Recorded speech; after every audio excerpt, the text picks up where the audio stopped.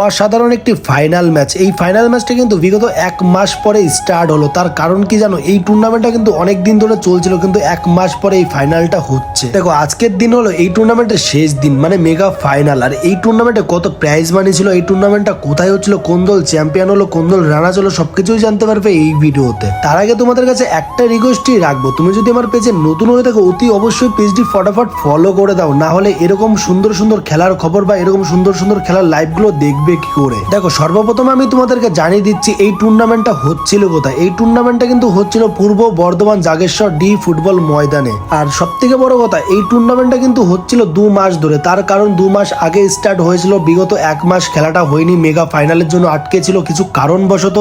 1 মাস পরে কিন্তু mega final আজকে অনুষ্ঠিত হলো। এই টুর্নামেন্টে প্রথম পুরস্কার ছিল 1 লক্ষ টাকা এন্ড দ্বিতীয় পুরস্কার ছিল 60,000 টাকা। এই টুর্নামেন্টে 3-1 গোলে জয়লাভ করেছে কাজল 11 বর্ধমান এন্ড রানার্স দল হিসেবে ঘোষিত হয়েছে all Yamin football club Pandua.